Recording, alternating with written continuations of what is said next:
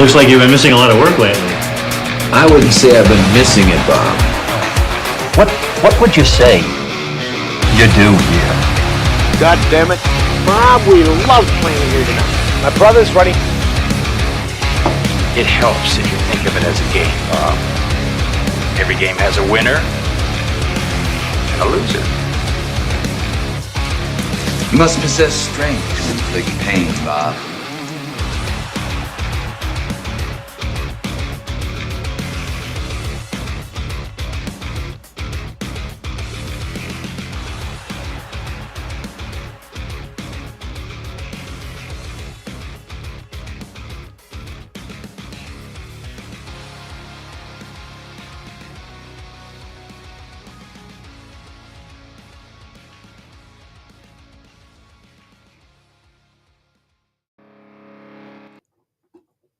Welcome to the Two Bobs Cast. We are an A to Z rock and metal podcast. We cover bands from A to Z. And every letter, we cover a band or two. We go through their whole discography, talk about live shows, talk about member changes, news, anything that happened during their career. I am Mr. H. I am here once again with my great partner, the Herd. How you doing, Herd? Terrific. Doing really well tonight. All right. Actually, battling is funny. We didn't even talk about this before, but I guess since we're live, I'll share my misfortune. Let's go. So last year, I was fortunate enough to get the awesome shingles virus. Ooh, I just got vaccinated against that. Nice. Yeah, I got the jab. Oh, no. Lucky you. Yeah. Well, So, hopefully it works. I don't know. But I had chicken pox, and that's one thing I do don't too. want is shingles. Yeah, so you don't. It was horrible last year, and sure enough, this weekend I end up with it again. Literally What? within a week of last year, of a full year, got it again. So I have been dealing with that. So luckily, I'm sorry to hear that. my wife works at a dermatologist office and was able to get me in super quick and get on the medication. And he gave me some good cream to anti whatever. So The cream or the clear. yeah, Remember that from baseball? Baseball I steroids. remember. Did they use the cream or the clear? That's funny. But on the mend, so things are good. Good for you, man. It's just I do not wish that upon anybody. It's some nasty. That's what I've heard. And then my doctor talked about. He's like, if you had chicken pox, I'm like, I have. He's like, you want the shingles vaccine? I'm like, well, he's like, it'll probably, I think he said 80 or 85%. And even if you do get it, it should be a lot less milder than what other people get. And I've heard nothing but horror stories. A guy I used to work with, just real quick, he got it. And he missed like 6 weeks of work. He couldn't wear a shirt. He's like, it was the worst. He said it was hell on earth. He said it was that bad. And then right then I'm like, I'm gonna have to get this. I'm gonna have to get a vaccine for this because I don't want any part of that. Well, I think I can't get it. Well, I think I can get it, but I think like the insurance doesn't want to pay for it until you're like 50. I think they say 50 is like the age. I don't know, something about age. He did say, my doctor, when now that I'm over 50, you might want to consider this, and maybe just because I haven't had it yet, so I don't know. Makes sense. But yeah, nasty stuff. I have to send you a picture of it on the side from last time. This time it's not so bad, but yeah, last time it was miserable. Can't believe you got it again, man. Once I know, it's bad enough. It's some bad luck there going against the percentages. So anyway, all right. Anyway, we're on S, but we're not doing shingles. we're doing Slayer. Pod 32. Slayer. Yes, Slayer. One of I'm going to say this before I hand it over to Herd here. This is one of my all-time favorite bands. In ninth grade, I remember this. It's funny. In ninth grade, I used to wear my Slayer concert shirt to French class or to school. And in French class, my teacher, Miss Conrad, used to always tease me about my Slayer shirt, And I know thought who they were. Well, not until I told her. She made me tell the whole class, who they were, of course. Yeah. But it gave me tremendous cred in the class too. This junior cheerleader that sat behind me would talk to me all the time. The football players thought I was cool. Like That's cool. I remember writing on the board. And I was a freshman in high school, right? So I mean, that meant the world to me. I was like, these people knew who I was because I wore a Slayer shirt of all things. Something I loved. But I remember writing on the board one time, I wrote Slayer like it was a French verb, and I wrote Slayer, and I put in phonetic spelling slay a, and I put to slay, like that was the definition of it. And she loved that, and she like brought it up to class, and she's like, look, she's like, somebody's learning French, and I'm like, it's not even a French word. It's too funny. I had to share that though. But anyhow, tell us about Slayer, Herd. So Slayer, not one of my favorite bands growing up, which is funny because like I worshipped every other one of these big four bands, but not Slayer. They just didn't. I didn't appreciate them until later on. So okay. Why was that? Do you know why that was? Do you remember why you didn't like? Probably because none of my friends listened to them. Okay. I like Metallica. I had a group of friends that was really into them, which led me to Megadeth, which led me to Anthrax. But Slayer, I don't know. It just, to me, they're just different. They're different than the other bands. They're a little bit more, I don't want to say basic, but I don't know. Like, I guess I got really into just one thing and they just kind of evaded me. So I never got to see Slayer until late in their career. I didn't really get into them until, I was a late teenager, early 20s. Anyway, it just wasn't really my thing. So just kind of a stark contrast when we start going through the albums and stuff. Just, you were super into them. I wasn't, but I feel like. Yeah, I'll get into when I first heard them too, then a little bit. But yeah, I didn't really hear them until. For some reason, and I think it was the music clubs, the Columbia House, BMG, yeah, the ones where you got the 12 cassettes for a penny. Yep, I ended up getting which album was it? Diabolus in Musica. I got it for free because it was like it came with whatever, like one of the 12 you picked out, the stamps you put in the book or whatever. Yeah, and so that was my first experience, which again is not anything like what it should have been, but anyway, I ended up liking them and get into bands all different ways, right? You do, absolutely. You never know. Cool story. So Slayer, American band. They're from Huntington Park, California. They were formed in 1981, formed by the quartet of bassist vocalist Tom Araya, guitarist Jeff Hanneman and Kerry King, and drummer Dave Lombardo.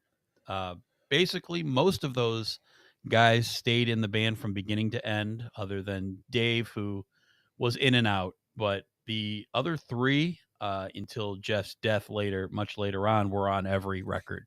So pretty consistent lineup. Fast, aggressive music style. They quickly became one of the big four of thrash alongside Metallica, Megadeth, and Anthrax, like we said. Original lineup, the King, Hanneman, and Araya all contributed to the band's lyrics. And all the band's music was written by King and Hanneman, the two guitar players.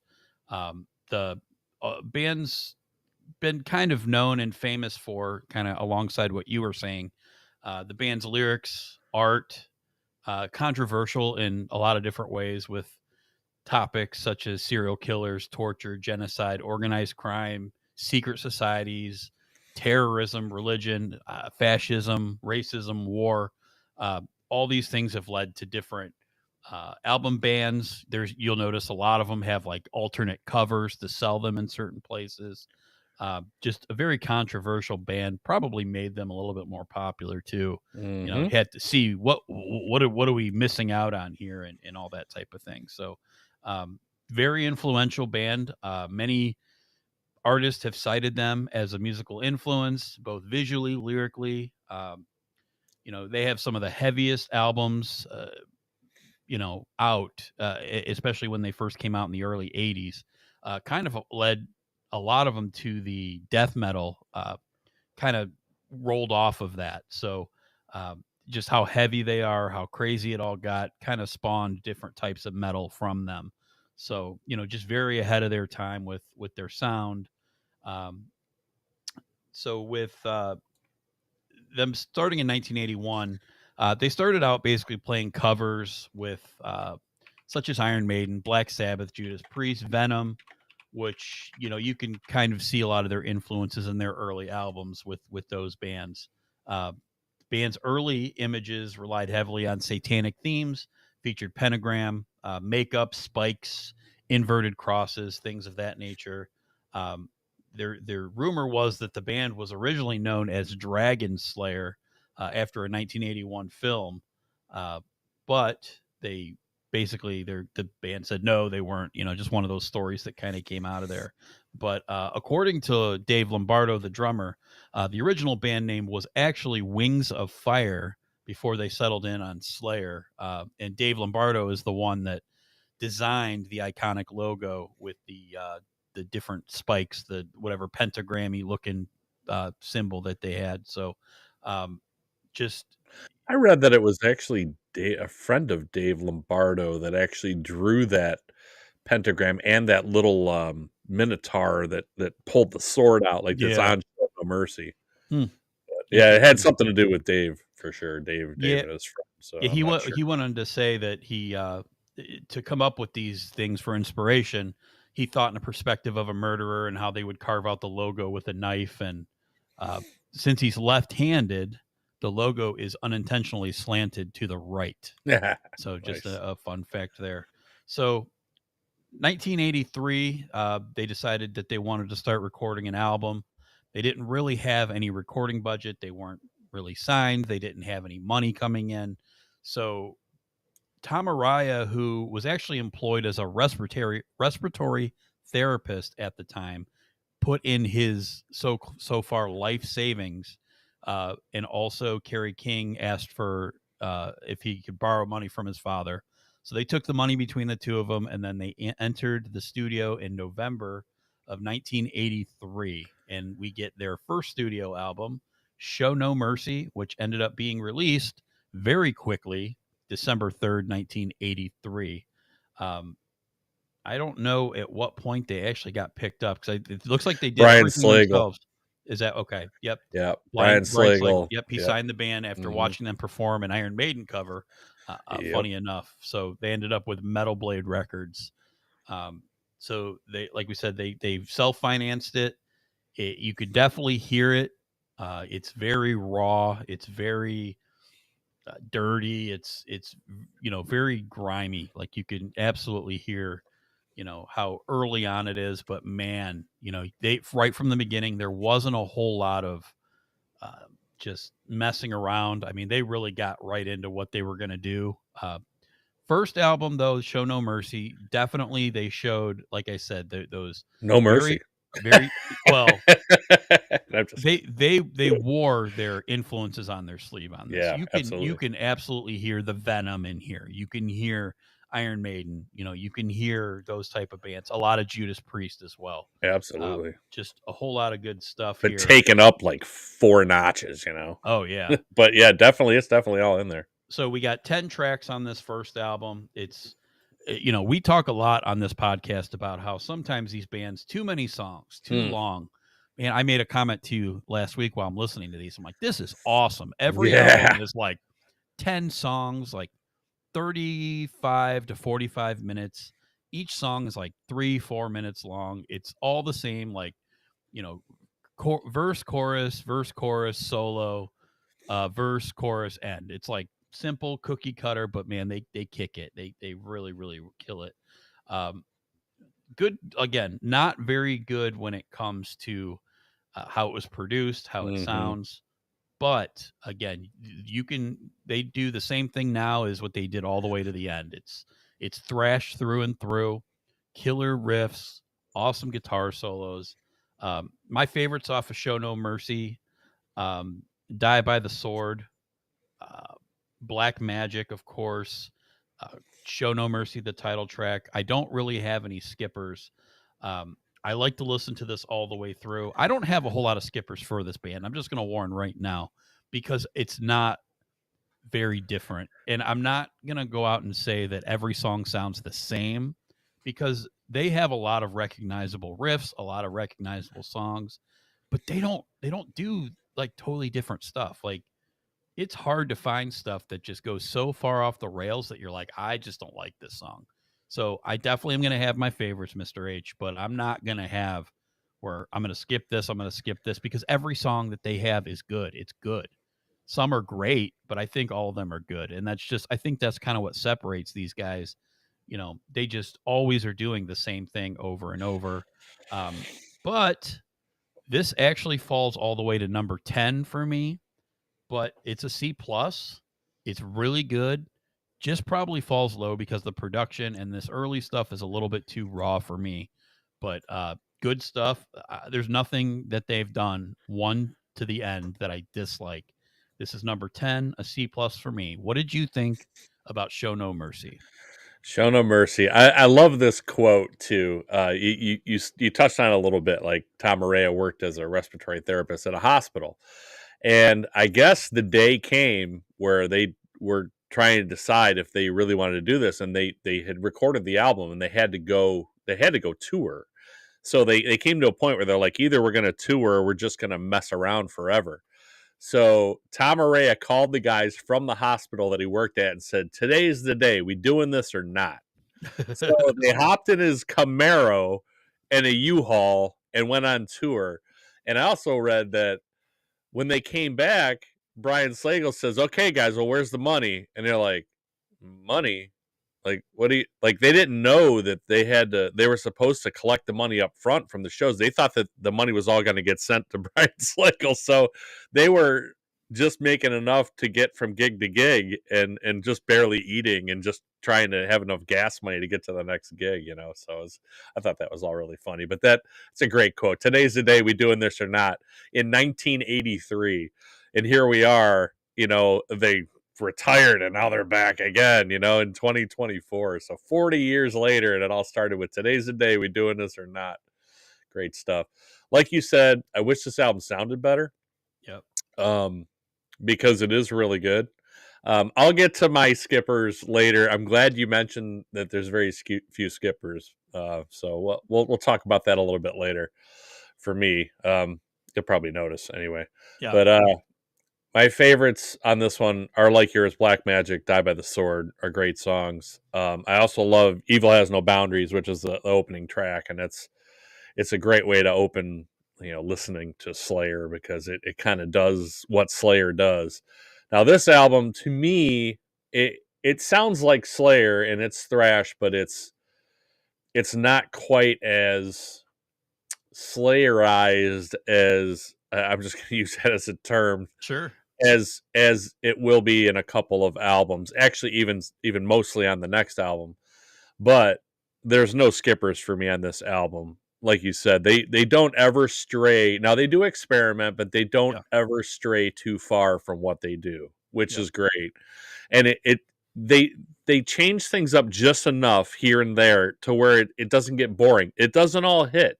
It's not all great. Like there are songs where I'm like, okay, like that one kind of didn't work, but it still sounded like Slayer. You know, they played around with a little bit of sound here and did a little bit of this or a little bit of that, but it still sounded like Slayer. That's great.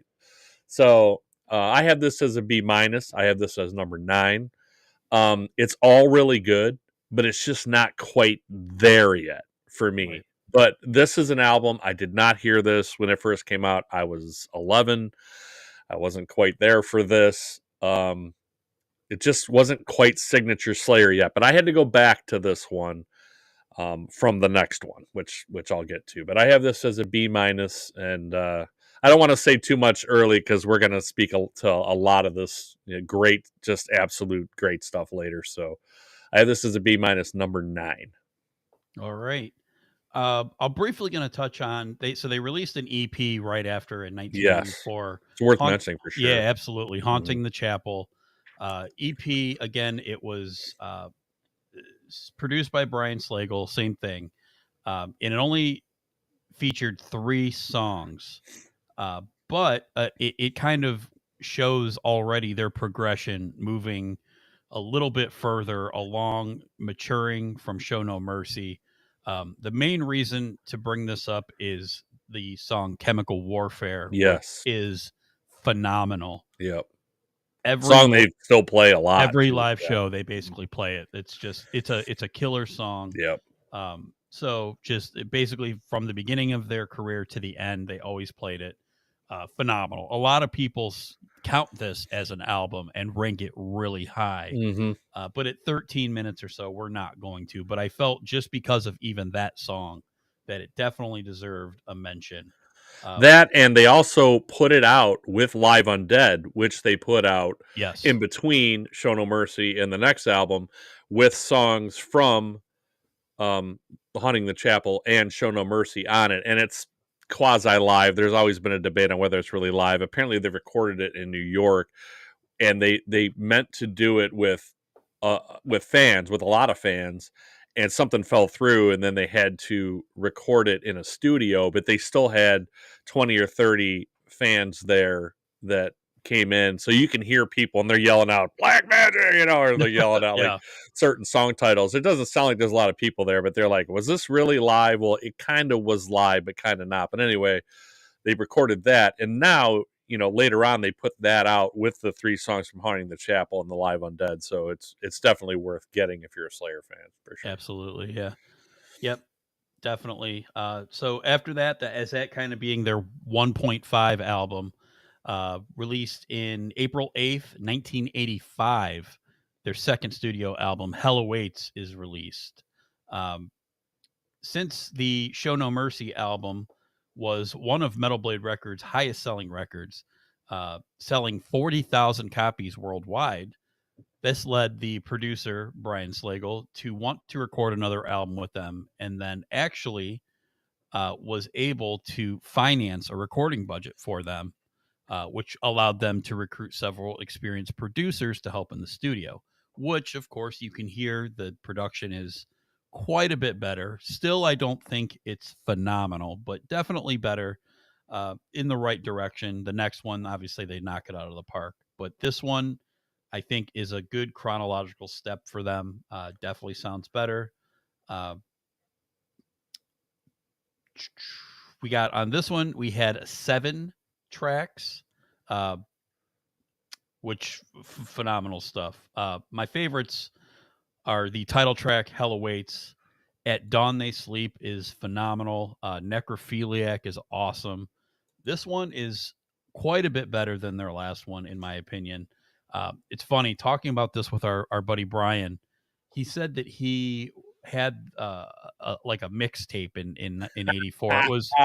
It was like not a mixtape, not something. It was like a compilation that I think it was all this Metal Blade Records or whatever. Yeah, it was put out by Slagle. He put out like a bunch of them Yep. in succession. Metallica was on one. Slayer was on one. Okay. Yeah. So he said he had one, and he had never heard of Slayer, and the song At Dawn They Sleep was on there, and he said it scared the shit out of him. He's like, I have never heard anything like this before. They really, even more than in Show No Mercy, they really lean into a lot of the satanic imagery, and things like that. So they really are leaning into it here. So I would imagine if this is the first thing that you've ever heard, you definitely have never heard anything like this before. Definitely probably blew your mind. Just a totally different vibe for when I got into them. Obviously, I knew all about them, and then I listened to them, and then, with all the bands that I've heard, the Cannibal Corpse and stuff later, this is kind of mild, but just looking back at the time, just could only imagine. So anyway, this is a little bit better album. It still comes in at 9. I kind of put these two together, but it is a noticeable difference. They still, I think, even more have their formula really, decided what they want to do. A few of the longer songs here, the title track At Dawn They Sleep goes into about the 6-minute range. I think they go on a little bit too much, but they are really, really good songs. But this is number 9, C+, same range. I think the songs are better. I think it sounds a little better, which knocks it up one spot for me. So Hell Awaits I have as a C+ and number 9. What did you think of Hell Awaits? This is where I was going to say, this is my first listening of Slayer. So I was 13 years old. Buddy of mine lived down the street, was 4.5-ish years older than me, 4 years older. He basically, when I was a freshman in high school, he was a senior, right? So I was 13, he was 17. He had like a 12th generation dubbed copy of this, much like I mentioned about Kill 'Em All with Metallica 2. It was like a really crappy sounding copy, but he's like, oh, you like a lot of the same stuff I do. You might have listened to this. So he made me a copy of it, and I went home and listened to it. And like you said, yeah, it's indescribable. Like there's nothing. You're going from from Kill 'Em All and the other stuff that's around in 1984, the Rat, the the early Bon Jovi stuff. Like there's like Dokken, there's. Mm-hmm. But then you listen to Slayer, and Slayer is nothing like any of that stuff. It's almost scary to a 13-year-old, right? Like Sure. it's like the imagery and stuff, and you're looking at these song titles of Hell Awaits and Kill Again and Praise of Death and Necrophiliac. Like I had to get a dictionary out and look up what necrophiliac even meant. Crypts of Eternity, Hardening of the Arteries. Like what is this? Yep. And it's like it was kind of unintelligible lyrics, really. Like you couldn't really make them out because it was dubbed so many times, and it doesn't sound great to begin with. Like you said, it's not quite to the production level it's going to get to, but still listening to it, I was just mind blown. It's also worth mentioning that Dave Lombardo this is going to be huge for Slayer too. Learn to play with the double bass drum with Gene Hoglan, Yeah. who is another just great drummer. In between, actually during the Haunting the Chapel recordings, he was messing around, and Dave's like, "Well, what's this?" And he's like, "Well," and he kind of didn't really teach him, but kind of showed him some tricks that he used to play this double bass. So Dave started doing it and taught himself, and there's a lot of it showcased on this album, which it's not there on the first album. So that's one different sound. The other thing is there was a lot of Merciful Fate influence, which also influenced bands like Metallica, and like Merciful Fate was a huge influence on some of these bands. And you can hear that in the songwriting because the songs are longer. Like they're not progressive, but they're definitely, like, all the songs on Show No Mercy are like 2.5, 3.5 minutes long. There's some 6 minutes on here, almost 7-minute songs on this album. So they definitely expanded their sound, and that was because they were influenced by Merciful Fate. So you can hear that in the songwriting for sure. Again, I wish this sounded better, but it's still a really good album. My favorites also are Hell Awaits, At Dawn They Sleep, which I just saw Kerry King do live Friday night. It was fantastic. Hardening of the Arteries I like a lot too. Like you said, Necrophiliac's great. Skippers, again, none for me. So that's 2 albums now with none. I have this as a B, and I have it number 6. Now, I have this tied with 2 other albums later, and I really had a hard time trying to split those up. I ended up rating this one higher than those 2 for the main reason that this was the first time I heard Slayer, and that just that initial feeling I got, when I first heard them, and just the mind blowing, like what I heard, I couldn't even believe. And then I couldn't wait to hear more because my buddy didn't have Show No Mercy, so I couldn't get that yet. And Rain and Blood obviously didn't come out yet, so I just had this. I just was dying to hear more, and there was no way to get it. Like I wasn't. My parents certainly weren't taking me at 13 years old to the record store to buy me a Slayer, with a Slayer album with the basically hell drawing on the cover, So there's basically no way for me to get any more Slayer at the time. So I pretty much wore this out. But I have this as a B. I have this at number 6. We're rating 11 albums, 11 studio albums. The songs are definitely getting better. The Slayer sound is a lot more present here. It's not quite filled out, but it's a lot more present here than it was on Show No Mercy. Even though I really like that album too, it's not like I don't. So it's just the Slayer sound is starting to round out. You can hear pieces of it in here. You can hear the double bass drum, and there's actually not double bass drum solos, but there's sections in there where it's just Dave Lombardo going nuts on the double bass, which you'll hear more on the next album too. So it's this one's got a kind of a special place for me because this is what got me into Slayer. But I have this at number 6 and a B. All right. That's for Hell Awaits. Hell Awaits. Hell Awaits. Well, you talk about their sound getting filled in. You talk Moving about on. moving on to their third studio album, a little old ditty that I'd never heard of. This is one that just really came out of nowhere and hit me. Rain in Blood, Reagan in Blood. Reagan? Ronald Reagan in Blood? Yep. So this is obviously where they hit it big. This is the album that really got them in the mainstream. So really following the positive reception of Hell Awaits, the producer and manager Brian Slagle realized that the band were in a position to hit the big time with their next album. So Slagle negotiated with several labels, among them Def Jam Recordings, who had such people as Rick Rubin and Russell Simmons that were there. However, Slagle was reluctant to have the band signed to what at the time was primarily a hip hop label, Def Jam. Uh, So weird. Still to this day. yeah, it So is. weird, Def Jam. Yeah, very strange. But Yeah. Dave Lombardo was made aware of Rubin's interest in those negotiations, and he initiated contact with the producer. However, Slayer's remaining other three members were apprehensive about leaving Metal Blade Records, where they were currently under contract. So Lombardo contacted Columbia Records, which Def Jam's distributor was of them, managed to get in touch with Rubin. Rubin attended one of their shows, and Rubin was totally in. He's like, I need to produce your next album. Ended up talking through it with the guys and got them signed to Geffen, which was under Def Jam. So I guess they found the intermediary that kind of worked for them. And the result was released October 20th, 1986, the great Rain and Blood. All 28 minutes and 55 seconds worth. All the power that you can pack into almost 30 minutes. 10 songs. Every single one of them is an absolute bomb. Killer album in every sense. Talk about bands that, or talk about songs that are just iconic in the metal industry. Angel of Death, Necrophobic, Altar of Sacrifice, Criminally Insane, Postmortem, and of course the great Raining Blood, which I don't care who you are, what metal or whatever you're into, you know that riff. It's absolutely legendary.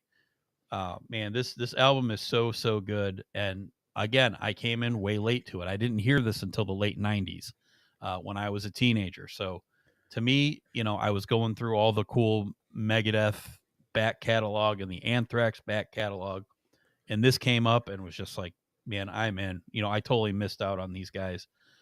I again admit I listened to Diabolus and Musica first and was like, all right, this is kind of cool. Then I went back and listened to Rain and Blood. So imagine the difference there. So absolutely legendary album. This is an A- for me. It is number 2 for me. It is killer. I love it. Just one, beat it out with another album later on that's killer. Every song is very good, but I love me some Raining Blood. Never get sick of any of these songs. I get pumped when I hear any of them live. It's just, they're so good. Only so much you could say about this album. It's just amazing, legendary. Absolutely love it. What did you think of Rain in Blood? Yeah, it's hard to find words, honestly, to describe the greatness of this album for me. Like it really is. It's 28 minutes and 55 seconds of just pure greatness. Like, I wore this cassette out. The greatest thing ever was that this whole album fit on one side of a cassette that you bought from the store. Yep. So you had the whole album, and then the auto reverse would kick in and play the whole album again. There was no switching back and forth to try to find your favorite song. It's like you just listen to the whole thing, and then you listen to the whole thing, and then probably did it again, Yep. back and forth. Like I wore this out. It was so mind-blowingly good. This is where Slayer rounded into their form of what they do with guitar solos, just ridiculous riffs. Like there's, all these songs are pretty short, but they almost don't feel short. Right. It's weird. It's weird in a way. There's songs like piece by piece, it's 2 minutes long. It feels longer than that, like I don't know. This whole album, and I put favorites. I just kind of put LOL in here. Like, All of what them. am I gonna pick as a favorite? Right. Like, it's just such a tough call. Like Angel of Death, Raining Blood, bookending the greatness. So it's the first song and the last song on this album, right? So, and then right in the middle, you've got you have Altar of Sacrifice and Jesus Saves back to back, where like you almost can't listen to one without the other. It's the entire like dichotomy of religious Catholic religion, right? You've got the Altar of Sacrifice, which is it's Satan, and then you've got Jesus Saves right after it. Like so it balances it out, and both of those songs are fantastic. Like it's just the breakdowns, the riffs, like everything about it. Now, I love other songs there. Piece by Piece, like I already mentioned, is amazing. One of my favorite songs always when I first heard this album was Reborn. I loved Reborn. And Postmortem it was always one of my favorite songs too. It's the one right before it leads into Rain and Blood, and it probably has the best guitar riff on the album too. Yep. And I feel like that's the blueprint for South of Heaven.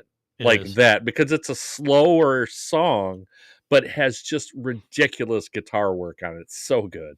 Yep. So again, Skippers, come on, man, Skippers. Why I don't even know why I wrote the word Skippers in my notes. Like what? I mean, come on.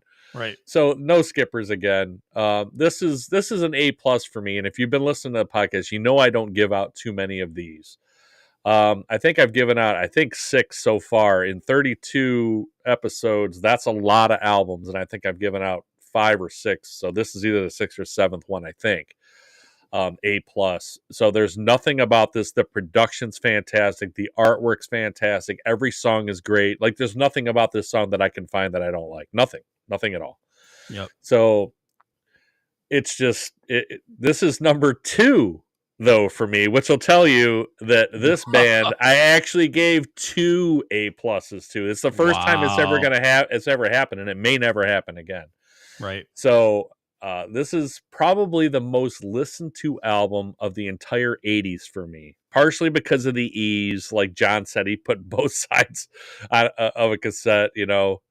You put it on both sides, like, and that's how the cassette came from the store. You know, It was the whole album on both sides. So part of the ease of listening to it was I just put it in the tape player and it wouldn't leave for a month. I'd just go back and forth and listen to it over and over. And I never even had to take the thing out. It would just keep playing. So, it was so good. This is also the first time I saw them live in 1987 at Music Hall in Cleveland. Music Hall, for those that don't know, there's Public Hall and Music Hall downtown. This is a really old building. These have been there for a long time.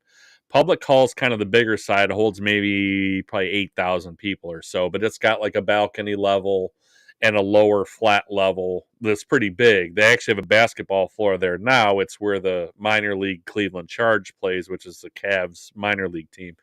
They play there now. They just redid the arena and play there, and everybody loves it.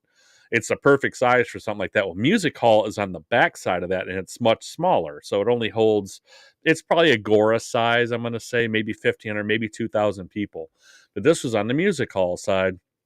I won tickets as a 14-year-old on Z-Rock 107.3, which was a heavy metal station, which I still miss to this day. It was only around for like 4 or 5 years here in Cleveland. But they had them around the country too. But I used to win stuff from them all the time, whether it was T-shirts or concert tickets or whatever I could try to win. They said they were giving stuff away, and I'd listen until they called. I recorded songs off of Z-Rock all the time. I mean, I listen to Z-Rock nonstop. So I won 2 tickets in this little 4-person loge. So they had like maybe 25 rows or so. And then they had these little 4-person like private loges behind it. It was just railing, but with 4 chairs in it that you could move around. So you had all this room, right? And then behind you, there was like another maybe 15 rows behind like a walkway. So me and a friend who I couldn't really find anybody to go, because my mom drove us and dropped us off, but I couldn't find anybody to go. So I asked this kid who lived around the block from us. And I asked him to go, and he was like, sure, I'll go. And it's one that I'll never forget. This was the Inside the Electric Circus tour for Wasp, who I was really into at the time too. And Raven opened, and I remember laughing because I like Raven a lot more now than I did then, but they were just kind of goofy at that time. They were already looking kind of old, and like the drummer wore a hockey mask, and it was just kind of weird. It's a 3-person like thrash band. But anyway, I was never the same person after leaving that show. It was life-changing. I don't even know how to describe it, but I wasn't the same person. This is also where I bought the T-shirt that I wore to school all the time. Like I would wear it, wash it, and wear it the night. I wore it at least once a week. I wore the shirt all the time. So that's where I got the T-shirt. So this was the first time I saw him live, and like I said, if I wasn't already hooked from seeing the bands that I had seen live in the arenas, this one was one that just kind of changed me forever. I wish there was like a pit I could have got into.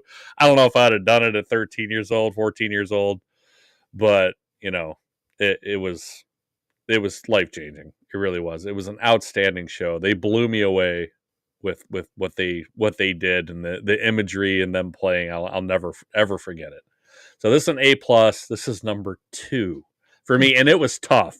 Yeah. Between the first 1 and 2, I almost had to flip a coin. Right. I really did, because it was that difficult. And I'll explain why, and it's the dumbest reason, but I'll explain why I put the other album 1 when we get to it. But All right. this I had at number 2. All right. Good stuff, partner. This So good. led us to the 4th studio album, the controversial South of Heaven, released July 5th, 1988. So definitely a different sound here. They definitely went for a slower, methodical type album. It's still very thrash. It's still very, very heavy. It's very dark. Obviously, South of Heaven. Obviously, we know what we're talking about here. But Slayer really, with the pace of Rain and Blood, they made no attempt to top it. So what they wanted to do was offset, kind of complement it by deliberately slowing down the tempo on South of Heaven, as well as utilizing undistorted guitars and toned down vocals. Kind of following up on the record label thing, it was the band's last album released on Def Jam, though although the rights were transferred to Rubin's new label, Def American Recordings, after Rubin ended his partnership with Russell Simmons. Uh, Album was one of only 2 Def Jam titles to be distributed by Geffen Records through Warner Brothers. So, South of Heaven, 36 minutes, 54 seconds, were, I think, had to do with slowing everything down a little bit, but we get a little bit more here. Still 10 songs, basically the same type of thing. Just another killer album. I think, and again, I wasn't around during the time. Mr. H might be able to speak more to it, but I think it was pretty controversial when it came to Slayer fans. After the first 3 brutal albums of Definitely was, yeah. playing super heavy, coming out with this just right out the gate with the title track, South of Heaven, just a very slow but evil, riff, yeah, just insane. yes. I I mean, the first 3 notes, and every Yep. time they play it, even today, the first 3 notes, everybody just goes nuts. Like, Yeah. that whole controversy was very short-lived. It was Yeah. very short-lived because, people just didn't like that it was slower. But Yeah. other than that, I mean, there's still like 3 songs on here that are pretty fast and thrash sure. here. It's not like there's none, but people, just it was like the initial kind of shock of like, wow, Slayer, why did they slow down? But there's nothing lacking here. No. Absolutely. Still a killer album.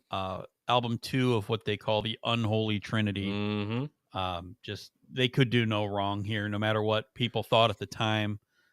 This album, I believe, is widely loved and respected to this day. Like we mentioned, South of Heaven, just every show, another riff that's just, they play it, you know what it is. Oh. Most people, even if you don't know who Slayer is, you know that riff. Oh, yeah. Silent Scream, live on... Oh, we lost him. All right. Well, he was going into, Live Undead and the other great songs on here. The first 5 songs for me are crazy good, but like he said, South of Heaven, what a way to open an album with a title track. Oh my goodness. Sorry about that, partner. Hey, no problem, buddy. Yeah, I just got too excited there over the click too many buttons too fast. I guess so. But no, the first side of the album is just legendary, mandatory. Yeah. Side. Every song is good. I mean, the whole second half is good too. I love Ghost of War, Spill the Blood. Those are all amazing songs. I don't want to just sit here and name all the songs, but now we're now 4 albums in, and I still no skippers. No song is worth skipping. Everything is good. This album for me is B+ and number 3. Again, I knew what 1, 2, and 3 were going to be. It was just where I was going to rank them. Yeah. You know, this one comes in at number 3, but legendary. Again, not anything on here would I ever think of skipping. Even get a little Judas Priest cover in there with this Oh, monster, so it's so good. one of the So, best heavy metal covers ever recorded. yep. And it's not their song. It doesn't No. really sound like Judas Priest. I mean, you'll recognize it if you're a Judas Priest fan, but what Slayer did to it is like it took it from like an 8 to like a 14. Like they did such a great job with this. Absolutely. So, yeah, I have this number 3 in a B+ legendary album. What did you think of South of Heaven, Mr. H? The production got a little weird, like you said. Like I feel like it's a weird sounding mix on this one. It kind of went almost back to the Hell Awaits mix, kind of where the vocals aren't as up front, but I just prefer the Rain and Blood mix a little bit. Just it's a little distracting, but man, the songs, oh my goodness. Like you said, people were disappointed at first with the slower tempo, but it was quickly forgotten. The songs are just too good to ignore. Anybody that complained about the tempo, by the third time they listen to it, you're like, hey, so you still don't like South of Heaven? They're like, what? I never said that. That's what you got. Like, I never said that. What do you mean? No, you just said that you didn't like it because it was slower. No, it wasn't me. So yeah, it was fantastic album. I agree with you. The first 5 songs on here are crazy good. Yep. Crazy good. The second 5 are really good, just not quite up to that level. Yep. If I had to pick favorite songs, I'd go with South of Heaven. I love Behind the Crooked Cross. I love the 2 guitar attack. They're just so good together. At this point, these 2 guys have put out all this music. They played all these shows together, and this is it's like they've achieved almost perfection in playing off of each other and writing all these songs together. It's just I love that song. Mandatory Suicide is another one that's like as soon as that song starts playing, everybody knows it. Dissonant Aggressor, again, like I said, I even put it in my notes. It's one of the best heavy metal covers of all time. It's just so good. It's such a great choice for them to do a cover song. They don't need to do any cover songs, but it's such a great choice for them. And I like Spill the Blood a lot too. Skippers, again, not one. There's no skippers here. And this is the Holy Trinity. Like you said, the unholy trinity of albums from this unbelievably good band. So we're both going to have these 3 albums in the top 3. I mean, it's just you almost can't, you can't not do it, right? You have to have them in there. So this is number 3 for me. This is an A-. It's still outrageously good, even with the slight change in the sound. But the weird mix for me was a little distracting. Now, I gave the other one an A+. I probably would have given this one an A if it had like the same level of production that the other 2 do, but it doesn't. It just sounds weird to me. And even listening to it now, I still love the album, but I'm like, why does it sound so weird compared to the other ones? Like the other ones sound amazing, even today after 35 years. But this one, I don't know why they decided to go with a different sound. Was there a different producer? Like I didn't really look into that. It's just weird. Like I couldn't find any difference. Yeah. So I don't know what made it sound different, but maybe it's the guy that mixed it. Maybe that guy changed. I don't know. It's just you would think they would have been unhappy with it considering how great. I mean, I'm sure they heard it too. They couldn't have been like, yeah, this sounds as great as Rain and Blood. They couldn't have said that. Is it just to everybody else? You're like, what? Why does it just sound different? So anyway, it's a little distracting, but I have this at number 3, A-, South of Heaven. Perfect.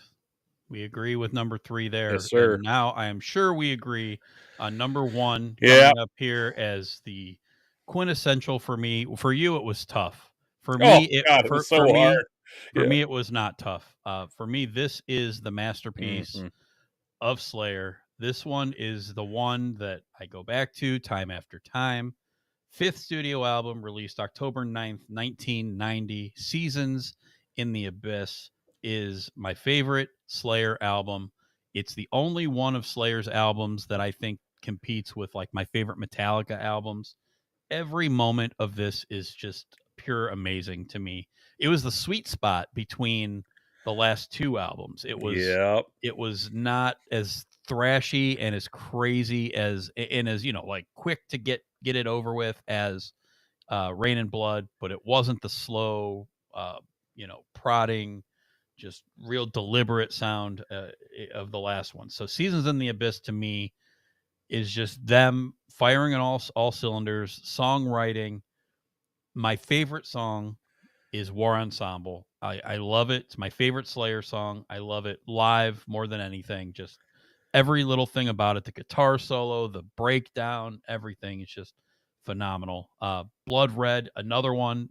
They started playing it live again at their last couple shows. Like my favorite riff. John. Yes, sir. Please don't, John. We want to keep you around. Please don't. Yes, do not. But leave that to the professionals. But or with a controller in your hand where you can't hurt yourself. Yeah, at least not. I wish terribly. in GTA they would have put some Slayer. They may have. Oh yeah. No, not that on I've those ever radio heard. stations, I love. Yes, I love that too. I used to just drive around in GTA, Same. just flip through the radio stations. It was so good in both San Andreas and Vice City. Like all the stuff in there, the talk radio, the songs, everything about it was great. It was amazing. so good. Yep. So yeah, every song, War Ensemble, Blood Red. Like I said, they started playing it live.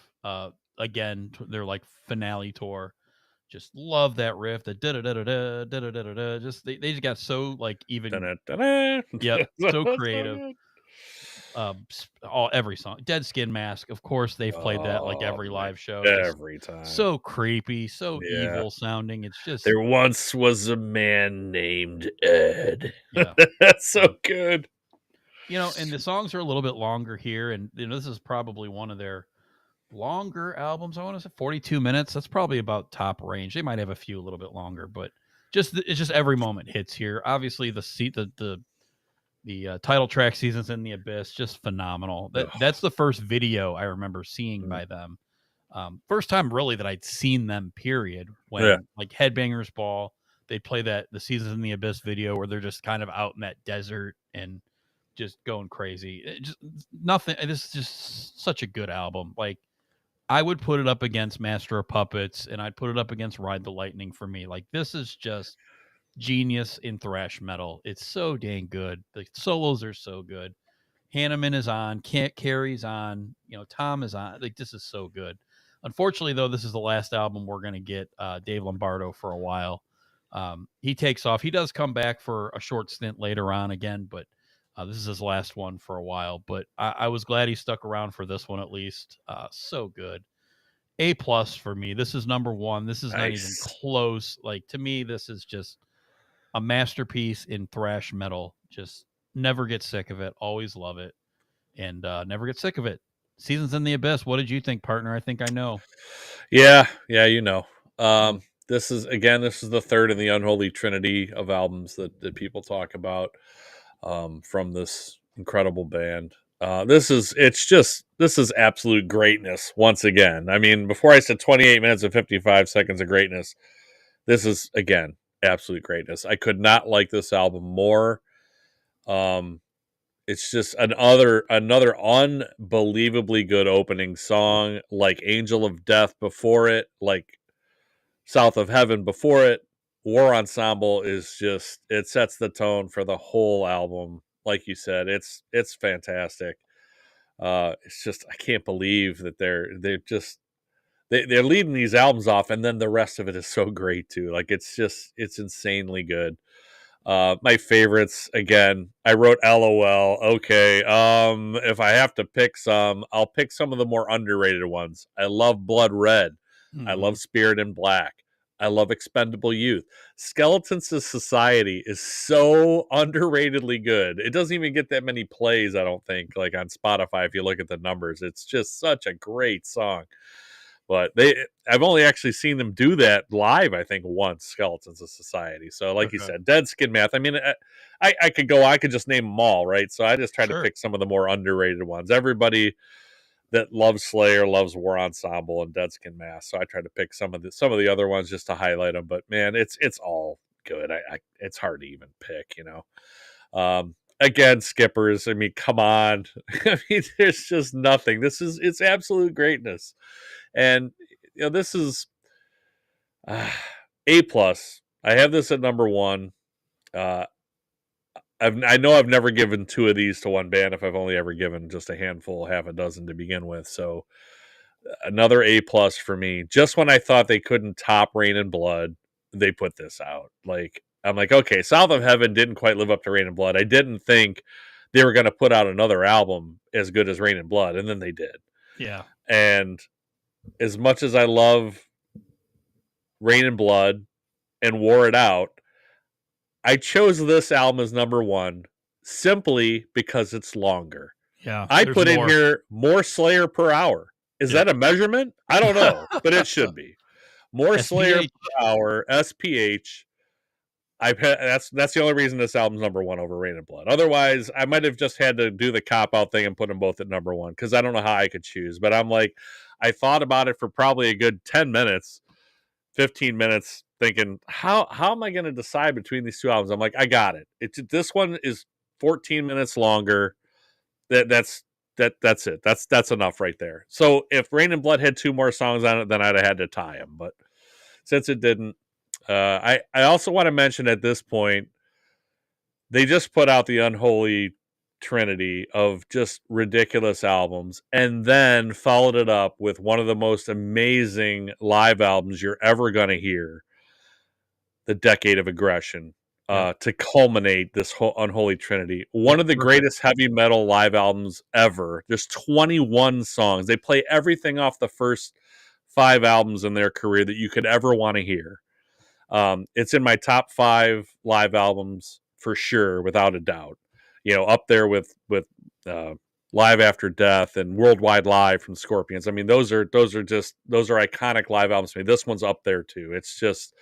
It's so good. You just do yourself a favor and find that. I mean, it's fantastic. So I had to mention that here because we're going to get into some other stuff that they did here later. But that it's an unbelievable live album. So yeah, I have Seasons in the Abyss, A+ once again. This is number one for me just because of the more Slayer per hour. So. Yeah, I like it. It's a good formula for me. Thanks. Unfortunately, the Unholy Trinity had to end. Yes. So what would be a 4? Would be like a quadrinity? I don't know. I don't even know what that would be. But anyway, yeah. Too bad it couldn't have been 4 in a row. Yeah, they did it on purpose. They didn't want us to come up with that. So I think they did. They're like, that's it. That's the Trinity. Let's go in a different direction. Let's go in a different direction, and a different direction they went. Released September 27th, 1994. 4 years later, we got a new drummer. We got Paul Bostaff will now be behind the kit for some albums. Divine Intervention was released and very, very, very different. The production was very different, though it was still executive produced by Rick Rubin. Also added Toby Wright in there. This album, to me, from the album cover to just listening to it, just sounds filthy to me. Like, it's just, in all the wrong Slayer ways to me. Like, I do not like this album. I'll just go out and say I don't like the way it sounds. I don't like the songs. I think maybe it's just unfortunate that it had to be the album released right after Seasons of the Abyss or In the Abyss. Mm-hmm. To me, this just like a big step back. This one didn't hit with me at all. Coming back, I found some of these albums to actually be quite enjoyable. This not so much at all. This unfortunately was number 11 for me, and it's a C-. This is bottom of the barrel. I did not like this one. Finally got some skippers. I do like the title track is okay. Killing Fields is okay as the opener. I feel like they're pretty solid with their openers for every single album. Killing Fields is okay. Sex, Murder, Art is okay. Ditto Head is even okay. Just a quick 2.5-minute song. That second half of this album, so 10 songs. All these, it's all not memorable to me. So I would skip most of the end of this album. But it took this many albums to get to skippers. I just think this album just didn't click with me. I think some people love it. Some people just really like the brutality of it. To me, it felt like it was lacking direction. Just not my thing. Like I said, number 11, C-, not my least favorite Slayer album. What did you think of Divine Intervention, partner? I agree with you in some ways, and I disagree a little bit in others. But ultimately, we're going to have the same ranking on this one. Okay. This is definitely the weakest of their entire catalog for me. So just right up front, I have this as an 11. But a few things. You can definitely hear the difference in the drummer on here. There's definitely a difference. I mean, it's not like Paul Bostaph or Bostaph, however you say his name. It's not like he just steps in and sounds just like Dave Lombardo. It Sure. doesn't sound the same. And that's another weird mix here. Again, they went I from agree. Seasons in the Abyss, went back to the same stellar production that Rain and Blood had, maybe even a little bit more so because it's 4 years later and they were able to record things even better. But then this one, it kind of, Tom sounds like he's singing under a bed sometimes. Like he's laying under a bed trying to sing, like you can hardly hear what he's saying. And then the bass drums sound loose, like they're gonna fall apart. Like there's a lot of rattling going on and almost some distortion in there. Like I don't know if they had like 7 mics on each bass drum, or there's too much. Like they were trying to maybe highlight that, but it's too much. It's overdone and they sound loose. So it's just, I don't know. It's kind of even hard to describe. I was pretty disappointed in this album when it first came out. A lot of that, like you already mentioned, was because Seasons of the Abyss is so good. There had to be a drop off at some point. So it's a little bit experimental in spots too, like Tom's vocals on Serenity and Murder. There's some like distortion there, like like he's singing through a dead skin mask. Yeah, sort of. So Yeah. it's muffled and sounds weird, but there's some experimental sounds. They experimented with some distortion and some other things. My favorites are the title track for sure. I like the Divine Intervention. SS3 I like, which is on the second side that you didn't care for. 213 I liked, which is on the second side, and Mind Control, which was also on the second side. Now this one, where it's the weakest, this is where I disagree. There's still no skippers for me on this one because they don't stray far enough off of the Slayer sound, the Slayer formula, for me to really want to skip any of the songs. Do I like them anywhere near as much as Season in the Abyss? No. But there's nothing in here that strays so far off where I'm like, nope, that's not it. I gotta skip that. Like it's still Slayer enough to where I didn't really feel like skipping anything. Even listening to it this time, I'm like, yep, still don't like this album. Sometimes you listen to an album when it comes out, and then whatever, 30 years later, you listen to it and you're like, I like this more than I did before. We've had that happen to both of us many times. Sure. Yeah, during listening to these albums. But this one, I still really don't love it. But there's nothing. Again, I listen to it, I'm like, yeah, there's really nothing here that I think I'd really skip. It's still. It's kind of a little more brutal, like you said, and they experimented a little bit with some of the sounds, but it still sounds like Slayer, and it just wasn't enough for me to. There's no like super death metal in here where like a band like Testament went like just death metal brutal for an album, and I just didn't care for that. Well, this one isn't that. It's them still, but it's just a little weird.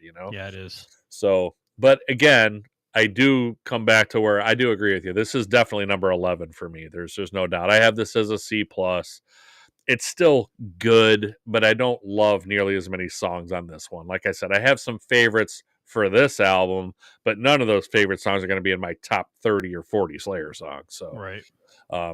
I think I probably maybe do like it a little bit more now than I did in 1994, but I think that's more the disappointment that I have of this coming out after Seasons when I first heard it. Like, I think I listened to this probably a couple times and I probably just put it away. Like, I have it, but I just never got it back out and listened to it. So now when I listen to it, I'm like, okay, is this bad? No, but it's still obviously it's bottom of the barrel for them. So I have this at number 11.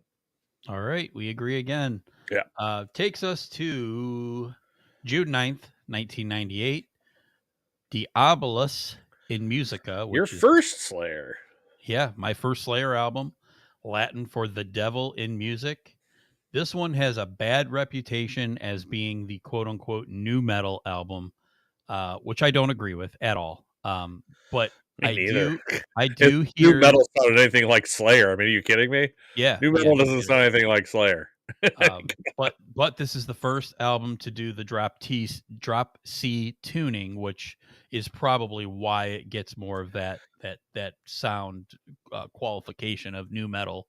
I But this guess. is, but yeah, again, I don't agree with any of Right, that. I'm right. I'm I'm throwing that out there that Yeah. I got this album and I thought it was killer. Now that I've listened to every single one of their albums, I don't think it's one of their best, but there's some good damn songs on this album, and this is good. The production is really really good. This is back to just Rick Rubin. This Yep. sounds this sounds so much better than Divine Intervention. Um, Most of this stuff was written by Hanneman. He brought most of this in, except for Name of God, which Kerry King had a hand in writing, but everything else was Jeff. He basically said, everything he was listening to just wasn't heavy enough. It wasn't enough, and this is what he brought to the table. Is just this is his counteract to that. Um, the band, I think, later on was like, while they said it's experimental, like Tom even considers this to be such an underrated album, and I completely agree with this. I think from the beginning, Bitter Peace is awesome, Death's Head is awesome, Stain of Mind, I get where they're saying a little bit experimental. There's a little, I don't want to say rappier, but he's kind of, Tom's vocals are a little bit more cadenced, I think. Spoken, Um, yeah, kind more, of. But yeah, he does exactly. that, and he He does. has before, and he will again. So it's Yep. not something that's completely outside of what Tom does, but it's not normal for sure. Yep.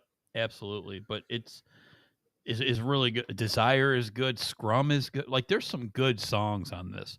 Back to No Skippers for me. I think this is really, really good and underrated. To me, it's number 7. So it's right in the middle, but I think it gets way more hate than it deserves. I think it sounds really, really good. The riffs are still there. Everybody still sounds phenomenal. I definitely think they fixed the drum problem that you were talking about in Divine Yes, Intervention. yes, Paul's absolutely. drums do sound much better. Hmm. I just think people are hating on this just because of the time it was out, Yep. but it lives up to a lot of the stuff that came out about that. No, again, we're talking late 90s here. There's not a lot of metal yet. A lot of that kind of really kicks in with like the metalcore movement coming up in the early 2000s, but this is good. I like Diablos in Musica. Like I said, I have it number 7.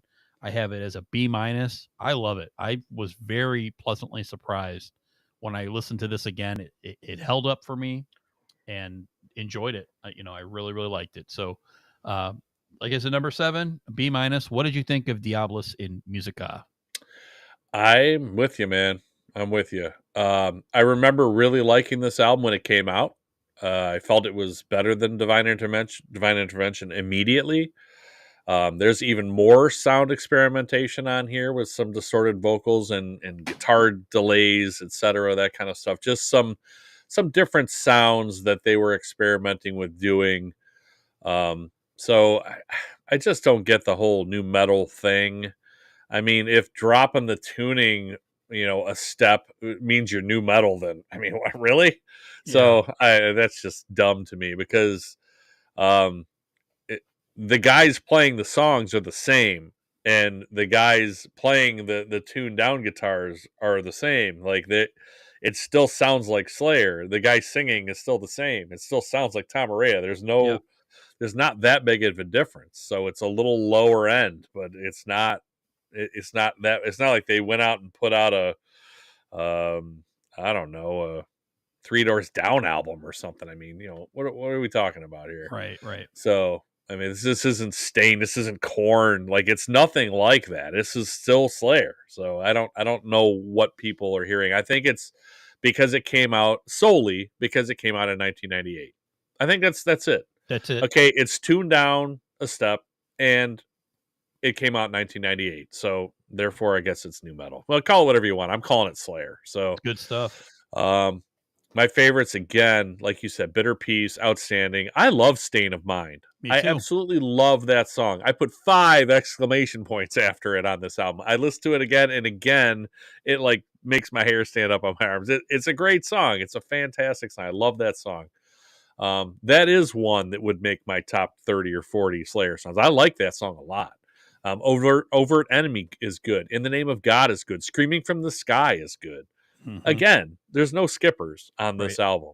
I have this as a B plus. I have this at number 5. I liked this album a lot when it first came out. It still holds up today. The production's fantastic. Like you said, it sounds great. It's been a minute since I listened to it in its entirety, but it still holds up. This is a really good album. It's because they have such great stuff that, if I just want to go and listen to Slayer, like, okay, well, I might not choose their number 5 album on my list, but I'll still listen to it, and I still really like it. I'm not going to listen to it as much as I listen to Seasons in the Abyss or whatever. But if I have 4 hours to listen to Slayer or 3 hours, sure, I'm going to get to this one because I really like it. It's fantastic. It's a really good album. So I don't know why it gets any hate whatsoever, but it does, like you said. And I think it's just a time period. That's all it is. So I have this as a B plus. I have this rated higher now. People, they don't have any problem with the albums that came out in the last 15 years. I don't hear anybody complaining about those. This album's actually better than those are, in my opinion. So I don't know, if you're a Slayer fan, I don't know how you don't like this album because it sounds like Slayer. Yep. I put it in the Slayer genre. Yeah, that's right. New metal. Yeah, I know. It's like a catch-all for stuff that people just, they don't even know if they like it or not. They're just like, that's new metal. It's 1998. Like, they just, come on, man. Like, there was no good music that came out in 1998 for some reason. I don't know. Everybody just wants to hate on everything. Yeah. Anyway, number 5, B plus. All right. That leads us to their 9th. God hates us all. Man. I tell you what, I like most of the stuff coming up here too. So I don't know. It all is Slayer. They don't go that far off. No, even when they're just, even when it's a little weird. Even when they experiment a little bit, Yeah. it's still Slayer, but it's a little bit expanded, just a little bit. And then they go back to Slayer. Then it's a little bit. It's not out here. It's just a little bit. Yeah. So the one weird thing about this album was released on September 11th, 2001. Yeah. So yeah. I give them credit though, because there are many, many bands that delayed their album release because of what happened. Slayer's like, we're Slayer. It comes out September 11th. You're probably gonna buy it at some point anyway. Just put it out. I mean, what are we gonna wait for? So something happened in the world. That doesn't mean that you don't want to listen to music anymore. Like everybody, like it's healthy to just go and stare at the news and watch all the carnage that happen all the time. Like, good for them that they put it out anyway. Gave people something new to listen to, something to take their mind off of horrible things that happen. Yep. I don't know. Just my opinion. No, I'm with you there. So we got God Hates Us All. Obviously, very controversial time when it came out. Controversial album cover. Obviously, the themes are very direct with religion, these type of things. But man, the themes are Slayer as usual. Nothing changed. Hashtag Slayer themes. Right. But same, religion, murder, revenge, self-control. Kerry King wrote most of the lyrics of this album. Just more brutal stuff. Again, the opening track, other than the little intro sound, but Disciple, another one that they've played every show since they've done this. Kerry King just did it Friday night again. Just a killer song. Yep. So good. But yeah, overall, this album is just really good to me. We might be a little bit more bloated here. We got 12 actual tracks if you take away that Disciple of Christ intro. But every song still is 3 minutes, two to lower 4 minutes. There's one track that comes in at 4 minutes 32 seconds with Here Comes the Pain. Everything else is just Slayer. It's just good. It's better produced, I think, with just newer advancements and in how the tape sounds and things like that. But Disciple, God Send Death is a great song. I love New Faith. I love Seven Faces. Bloodline, which again, it doesn't classic like Slayer song, but it's so good. Yeah, I love all this. Payback, the closer, is freaking awesome.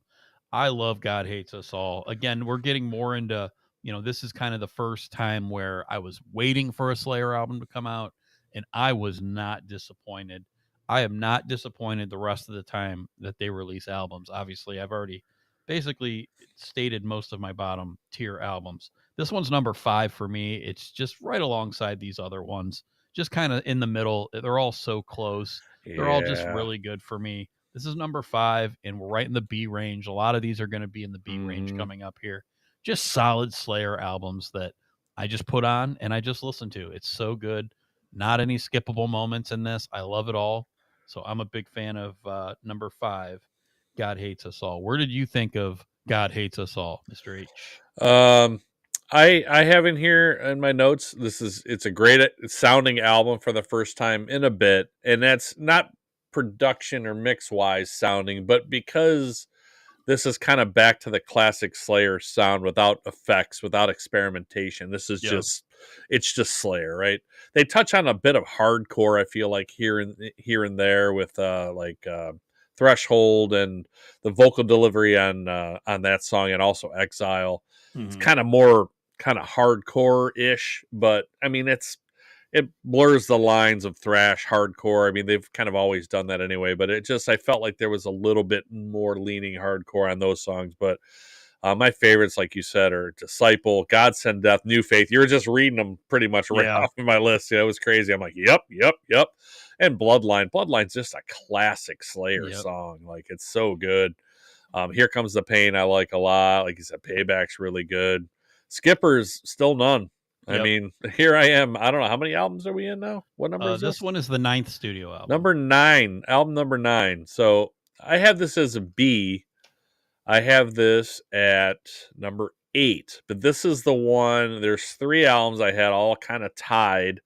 This one is the bottom of those 3. And really, I mean, if you ask me tomorrow, I might have it at the top of that. I might have this above Hello Eights. I don't know. Yep. But they're all kind of really together. Now, on the heels of Diabolus, I thought I'd really like this album, and I wasn't disappointed, even though it was not quite as good for me. I like Diabolus just a little bit more than this album. It's still super high level. I just feel like the songs are just slightly better on Diabolus, but not much. Even where they get a little extreme, it sometimes it just never veers out to where I feel like skipping it. So there's no skippers here. Have I ever gotten this deep into a discography I don't without a think so. skipper? I don't think so either. I was trying to think. I'm like, I think I've probably with a couple bands, I think I've gotten maybe 7 or 8 albums deep without skipping any songs. But this is 9 albums now, and I was trying to. I figured out maybe Bob will remember, but this one no skippers still. So I'm developing a theme here. So Yeah. God Hates Us All. I have this at number 8, and I have this as just a solid B. Another really solid Slayer album that I can come back and listen to anytime and not be disappointed. So good stuff. All right.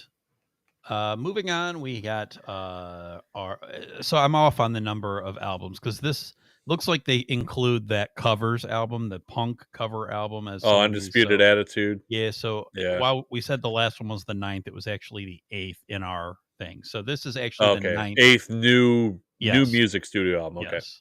So this one is the 9th, released on August 8th, 2006. Christ Illusion. We got an injury to Paul Bostaff. He hurt his elbow and he couldn't carry on any longer. No bad blood between the band. He said it was an amazing experience, the high point of his career. Obviously, he comes back later on. But he played with Kerry King on Friday night, so I mean, obviously they're so close. Yeah, they're all buddies. But then they called back old Dave Lombardo. Yes, so he sir. came back for Christ Illusion, and man, I could tell the difference. I love Christ Illusion. This album was so when it came out, I was like, all right, here we go. This is the closest to me to sounding like the Unholy Trinity to me. This to me, the production is good. I like these songs. It's just it sounds like classic Slayer to me. Really, really love it. Just the crazy artwork on it that depicts Jesus as a homeless man and whatever, like It's just so Slayer. It is. We got a new producer here. We got Josh Abraham instead of the good old Ruben production. Josh Abraham was just kind of the guy of the times. 30 Seconds to Mars, Linkin Park, Weezer, those type of things he produced. So Slayer got him, and he did a great job with this stuff. Like I said, I just love the sound of this album. Just really underrated. I don't really know that they talk about this album too much. I don't really hear a lot of people say much about it. It's just, conspiracy. Yes, sir. Yep. Absolutely. But they don't play a lot of this live, but No. man, I love it. I absolutely love this album. I think it just sounds so good. Tom sounds like he's like got a new, like a new boost on life. It just sounds so good. I love every song on this album. This is so good to me. It's just like I said, it's a tier below those three. But I love Flesh Storm. I love Eyes of the Insane. Jihad. That's the one song that they do play live. It's awesome. Catatonic, Cult, and Supremacist. It's all so good. This is number 4 for me. Like I kind of spoiled that. When this came out, I felt this was the closest that I felt to listen to those classic 3 albums without being those 3. So it could never crack the top 3, but it's my favorite Slayer album outside of that. So number 4, this is a B+. Just so good. Just so good. I love it. I'm curious, Mr. H, what you think of Christ Illusion. Okay, I'm not as high on it as you are. I do remember being pumped that Dave Lombardo was back. So the original 4 was back together. I remember being really excited about that. Maybe it's because, maybe I built it up a little too much in my head because this is the first time they were together since Seasons of the Abyss in 1990. So for me, it was kind of a letdown because it was a letdown that it wasn't as good as Seasons in the Abyss. But what am I trying to expect here? Like, it's just stupid to think that. But I just remember that I was kind of disappointed with this one, and it still kind of feels a little bit that way for me now. I do like most of the songs here. They won a Grammy for Eyes of the Insane, which is insane. that Slayer won a Grammy. I mean, that's just it brings a smile to my face. Like it's so awesome that Slayer won a Grammy. That's great. I mean, we got Grammys giving out, best country awards to Beyonce, when you have these unbelievably high selling country artists sitting there. I'm like, what are they doing? But they gave Slayer a Grammy for Eyes of the Insane. That's awesome. Anyway, my favorites are Skeleton Christ, Eyes of the Insane, Catatonic, Black Serenade I like a lot. Now, I get to skippers here. Now, Jihad is the closest yet to me for a skipper, but even that song is half good for me. The second half of that song, it sounds like Slayer. The first half of it, I'm like, what are they doing? Yeah. So still no skippers yet, but I almost put this on there as a skipper, but then I gave it more time, and then I got to the second half of the song. I'm like, okay. I'm like, it's still really good. So, and this is, like you said, this is the one song on this album that they do play live still. I like it live more than I like it on the album, though. I can tell you that. So, I just feel like they kind of heavy up the first half of it a little bit more live than it sounds like on the album. But it's definitely one of my least favorite Slayer songs, though. It's okay. Down there. So just that one song, but I like a lot of the rest of it. This is just C+. This is apparently You're Not Alone. This is a highly thought of album. I just feel like it falls short of their greatness, but it's not as far off as you'd think, because when we get to the next album, I feel about that one like you feel about this one. I feel like the next album with Dave is where they get really back to, like, maybe this was kind of rushed. I'm not sure where Dave came back and where Paul left. Maybe Dave was kind of like last minute. Maybe the songs were maybe already written, or, I just feel like they kind of got back more on the next album to their closer to their Unholy Trinity sound, for me, just for me. Yeah. But I definitely hear what you're saying, though. There's definitely a difference between Paul and Dave Lombardo. There's definitely a difference. You can hear it when Dave's gone, and you can hear it when he comes back. There is definitely a difference there.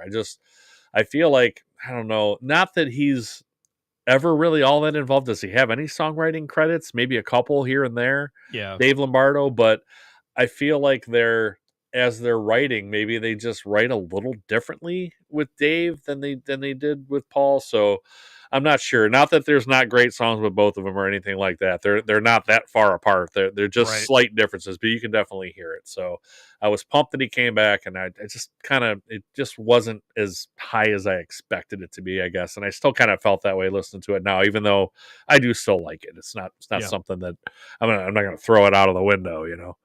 So anyway, this is a C plus. This is number 10 for me. But again, there's 10.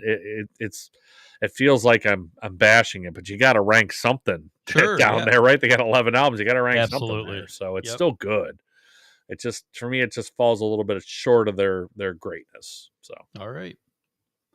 It's all good. We're actually, there's always got to be one that we're just completely Yeah. flipped and completely opposite Yep. on. World Painted Blood is their 10th studio album by our measure, released on November 3rd, 2009. Unfortunately, this would be the last album for both Jeff Hanneman and drummer Dave Lombardo. Fortunately, we lost Jeff shortly after this in 2013. Yeah. He died of liver cirrhosis. Yeah. Just one of those. He struggled a lot too. Remember, he had did. that spider bite, that was like Yes. kind of eating away at his arm. They weren't sure if he was going to play guitar again. Like, he had all kind of physical problems. Yep. And eventually it just caught up with him, unfortunately. It's very sad because, man, Yeah.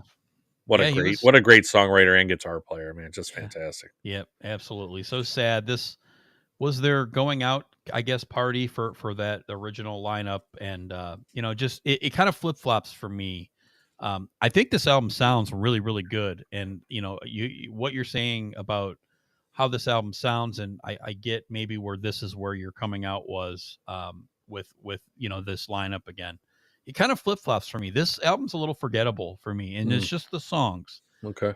For whatever reason, these songs just didn't really hit as well with me. And again, not bad at all. This is going to actually land it at number 8 for me, and it's going to be a C plus. But again, I like it. It's really, really good. World Painted Blood is phenomenal. The title track, I love it. It's really, really good. The solo in it is just freaking awesome. A kind of a perfect solo to kind of go out with Hanneman. Just really, really good stuff. Snuff is really good. I like Hate Worldwide. It's really, really a good song. Oh, yeah. Psychopathy Red is really good. The closer, Not of This God, I really, really like as well. So there's some good stuff here. Also, not skipping anything. But some of it is just I didn't really remember a lot of it. And when I came back to it this time, it just kind of kept going down the list a little bit. But I enjoyed listening to it. I think it sounds really good. It probably does sound a little bit better than the last record. As far as production wise, this one was produced by a different guy too. His name was Greg Fiddleman. I was going to say, I knew there was a Fiddleman in here somewhere. And didn't we just with Slipknot? Slipknot, yep. Yeah. He did a Metallica record. Yeah. And then I know we just talked about him last week. I'm like, that's so weird. Like, I didn't even realize that he did one of these albums until I saw that. And I'm like, hey, we just talked about him last week. Yeah, so he's a frequent collaborator with Rick Rubin. And Rick Rubin, he's involved in all of these. He's an executive producer on, even when he's not involved in the studio with them, he's always involved. Like, Slayer's like one of his bands that just kind of from the beginning to end. The label American Recordings that he did the last few records, that's Rubin's actual label, so he owns that, American Recordings, and this is the last one he was involved in. He wasn't involved in the last one. So anyway, good stuff. Again, I think me and you just kind of have these two mixed, but I like this one a lot as well. Just kind of lands number 8 for me in a C plus. But again, like you said, everything just has to get ranked somewhere. Yep. I think they have one bad album, in my opinion, and we already went over that. So everything else is Slayer. It's good. It sounds good. It's the same guitar players, same vocalists. It's all the same stuff. And, of course, you got Lombardo here for one last time. So not a bad thing for me. So you kind of alluded to it, but what are your thoughts on World Painted Blood? I really liked World Painted Blood a lot. They only recorded 13 songs. This is crazy, unheard of stuff. They recorded 13 songs for this album and used 11 of them. Nice. So that's crazy. I did like this quite a bit more than Christ Illusion. Kerry King said also during this recording that he felt like this album was like Seasons of the Abyss, and that there was kind of songs for everyone. There was a good blend of like the heavy, thrashier Slayer stuff and like the kind of slower, more South of Heaven stuff. And I totally agree with him. Totally agree. Now, it's not as good as Seasons in the Abyss, and Right. again, what's gonna be? Like you said, the bar is so high, you're not gonna be able to recreate that. But Yep. I do feel like there's kind of a lot of different stuff on here that kind of explores all of those Slayer things that they do, so, and I feel like it's a little kind of tighter songwriting. I don't know, like I said, I don't think Lombardo really has anything to do with the songwriting, but maybe it's more that it's kind of a mix, half and half again, with Kerry King and Hanneman, writing songs. I think it's It like is. 6 and 5 or something. Yep. Like it's really mixed. So I think Kerry said like he tends to write songs a little more metal, but with a little punk in there, and Hanneman kind of writes more punk, or maybe it was the other way around. But he said that those two guys, they're close, but one writes with a little more heavy punk influence, the other one's kind of more on the metal side, but they do complement each other really well. And I think that's why you get this little range of like the heavier, thrashier stuff is kind of more maybe punk heavy, where the slower stuff is more kind of old school heavy metal influence, but it still all sounds like Slayer, right? So Yep. it's all really good. I like the title track, obviously World Painted Blood, like you said, it's a great song. Beauty Through Order, Hate Worldwide, you mentioned, that's an unbelievably good song. Human Strain I like a lot. Psychopathy Red, it reminds me of and wouldn't be out of place on Rain and Blood. That song sounds more like something off of Rain and Blood. Like if Rain and Blood had an 11th song, they could put that in there. It wouldn't even you would not. I wouldn't even question where it came from. It would fit exactly in those songs in there. Yep. No skippers once again. I might as well just say it now. I basically made it through this whole catalog. So not only did I have 2 A pluses in this group of 11 albums, I also had 0 skippers, which I'm not sure I'm ever going to be able to say Never again. for No. any other band. Now I don't know that. We got a lot more to do, but I can't think of a single other band that writes songs that are as close to what they do normally, that aren't out there, that aren't later in their career just them trying to recapture and sound terrible, or they try to write a country song, or any number of things. I'm not sure I'm ever going to be able to say that about anybody else. But we didn't even get to the last album yet. I just had to spill it. But I couldn't believe that I went through all of these albums and didn't have a single skipper. Now, I was close with Jihad, but I was close. I still wouldn't skip that song. So Right. I do really like this album quite a bit. This one I had number 4, just like you said. This is as close for me as they got to those 3 albums. This is number 4. I like a lot of these songs. Even the ones that aren't my favorites, I still really like a lot. This one is memorable more for me. This is the best of their second half of their catalog, and just slightly better than Diabolus. And I like Diabolus a lot. So this is Yep. just slightly better than that one for me. So I have this at number 4, and I have it as a B+. All right. That will lead us to the final and probably final forever Slayer album. Unfortunately, yeah. Yeah. So September 11th, once again, but this time 2015, we get Repentless. So their final album, we get Paul Bostaff back as, I guess, this time, I think they decided they didn't. I think he was getting paid, and something had happened where Lombardo didn't want to. Again, it's one of those deals where he's just getting paid. He's not really a member of the band, and Kind of a hired gun. yeah. And then he got mad at whatever amount of pay, and they fired him. Oh, okay. So of course, you go back to your old faithful Paul Bostaff, who. Yep.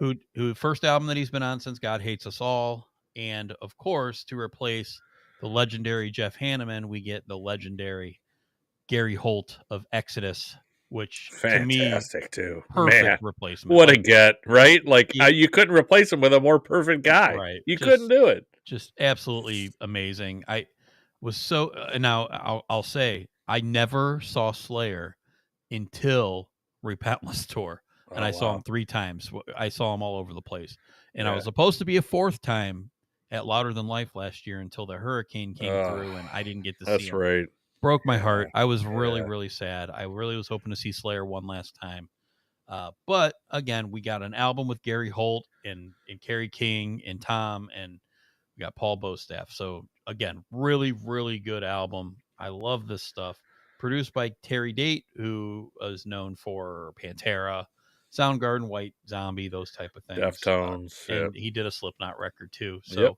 So just sounds really good again. Again, now you got Gary Holt on guitar. Yeah. So just freaking incredible. So I really like this album a lot. Actually, the song Tom actually wrote a lot here, and he typically did not write a lot of songs throughout their career. But Tom and Carrie wrote most of the stuff in the album. Jeff Hanneman did get one writer's credit One for song. Piano Wire. Fantastic song too. This album is another one where it's just fantastic front to back for me. I really like what they did with the videos. They had like a 3-part video, like part 1, part 2, part 3. It just kind of told a story, and I thought that was pretty cool. With the title track Repentless, You Against You, and Pride and Prejudice, all 3 killer songs. I absolutely love the title track. That's one that it's an earworm to me with Repentless. I love that song. Just really, really good. I think Tom sounds phenomenal, which is good because a lot of these bands, when they go out in their last album, they feel like they're limping to the end. And I feel like they were just had so much more to give. But again, if you're going to go out, you might as well go out on this type of album. I think it sounds phenomenal. I love all these. Take Control, Vices are good. Like I said, I mentioned those last 2. When the Stillness Comes, Chasing Death. I love this album. This is really, really good. To me, this fits in at number 6 and is a B-. But again, I can't. It's just all these in the middle are just so close. They're all good. I listened to all of them. No skippers here as well. I know there's no skippers for you because you spoiled it already. I did. But just adding Holt, and I'm in going to here- say it again when I get. Yeah, you should too. But adding Holt to the Slayer, I just kind of like what am I listening to right now? Yeah. It's so good. So seeing him live and listening to this album makes me a little bit sad, but I'm happy that we did get a Gary Holt album with Kerry King, which is just freaking awesome. Yeah. So yeah, good stuff. Like I said, I got this number 6, B-. Great catalog overall. Just really, really happy to do this episode. It was really good. Oh, what did you think about what a pleasure. Repentless, partner? Repentless. Okay, now I love the opening Delusions of Savior. It's crazy that this minute 55-second instrumental track has almost 200 million plays on Spotify, more than almost anything in their catalog, and it's funny. a 2-minute instrumental. I mean, what? I'm like, what? When I've heard that, I'm like, oh my God, we are in for it here. This is fantastic.